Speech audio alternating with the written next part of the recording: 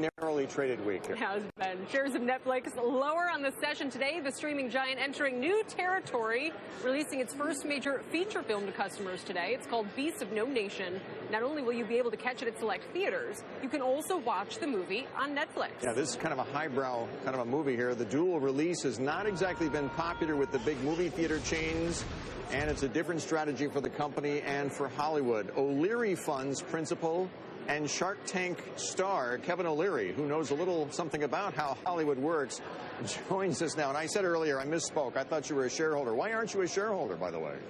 Well, this company doesn't return any capital to shareholders. It pays no dividend. And, of course, it's the Tesla of media and content. You love Tesla as a car. I hate the stock. It trades at a ridiculous premium. Same thing happening here with Netflix. I think the product's great. But I think what's happened here, Bill, is people don't realize they've changed their business model. What I loved about the purity of, let's call it Netflix version 1.0, is they aggregated content, they curated it, they served it up to you, they took no capital risk in making it, and they paid, and you paid a subscription fee, and their only cost was customer acquisition. They've suddenly got into the movie business, and that business sucks.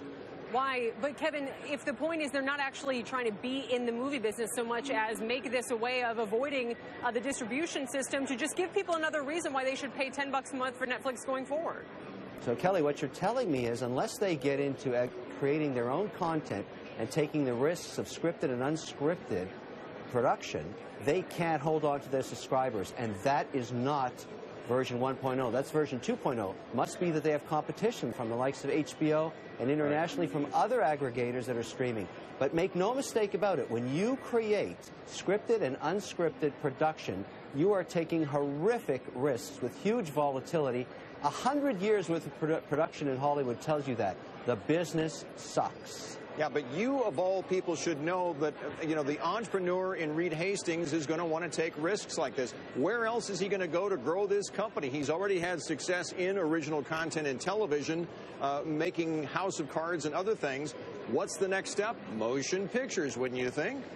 No, I wouldn't think that. What I would think, look, Reed, I love that guy. I love any entrepreneur. You know that about me. Yeah. What I would have done is continue to aggregate a user base. Keep going for the prize of having as many people around the world using your platform, and then go to those who are taking the risks of making the House of Cards and making theatrical releases and giving them all of those eyeballs.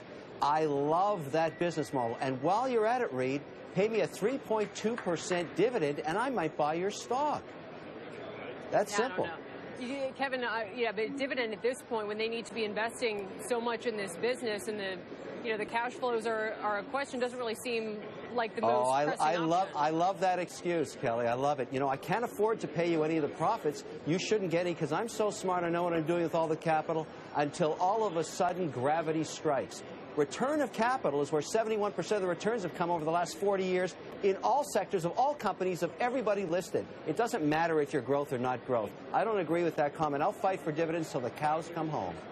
You know, Barry Diller was on Squawk Box this week talking about, you know, the traditional, in this case, he's talking about traditional linear television being antiquated because the content pipe, as he put it, is so large that, you know, that is where the future is. So why isn't content a good play for them? And especially, let's blue sky it for a moment. Let's assume, they've done well with the Emmys and other awards. Let's assume that they, with this highbrow motion picture releasing tonight, heaven forbid they should get an Oscar nomination at the same time. Oh, look, I love all that, and there's nothing more magnetic than investing in Hollywood movies and going after Oscars.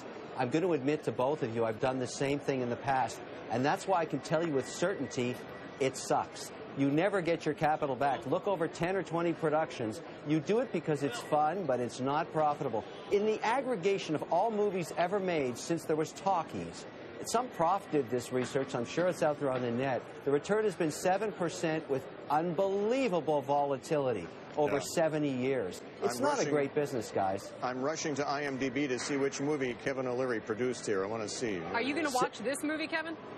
I will. By the way, I was producing 7 years in Tibet. When I saw it with Brad Pitt, I felt like I was in Tibet for 7 years. It was horrible.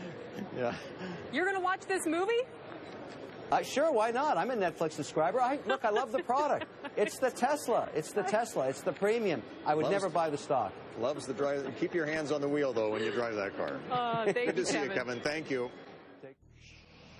Netflix may be the monster of the little screen, but it is no beast of the big screen. Its first theatrical feature film, called Beasts of No Nation, opened in 31 theaters last Friday to a $50,000, $699 gross box office. That's an average of about $1,635 per theater, and that's a pretty small average.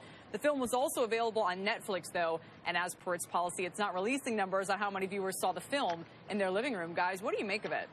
You know, I really think that this is a way for Netflix to try to speak not necessarily to the audience who is actually viewing the movie, but maybe actually to Hollywood stars to show them that this is an alternative for you. If you're not getting the treatment that you want from some of the, big theaters out there, then you can turn to Netflix. Yeah, I mean, the angle is it doesn't matter to Netflix how it did in the box office, because people can just go on Netflix and stream it online. They did have to release it, though, simultaneously in the box office to get an Oscar nod, which is really what they're after, right? The credibility. The losers here are the theater operators. That's why they've been so they're not upset making about money it. off of it. And we should check on Netflix shares today as well. We also had Citron Research. They came out and said actually they covered their short on Netflix. The stock has struggled quite a bit lately as people have gotten concerned about the cost of content and how unique a service this really is. They were up almost 3% today, so you could say maybe that's because of what happened over the weekend with this movie, or maybe, again, that the fact that Citron now closing it short on their bolstering sentiment. So neither of you saw it? No, we didn't see it. I was watching Aladdin. Disney re-released Aladdin. That was what was playing in my house. I was just going to say, I was just checking. Netflix is still up more than 100% this year. Best performer by far in the S&P. Weight Watchers did it in a day. Guys, thank you for being here. True. Appreciate it. Elon Moy, Sarah Eisen to close out the show. Fast Money coming up in just moments. Melissa Lee.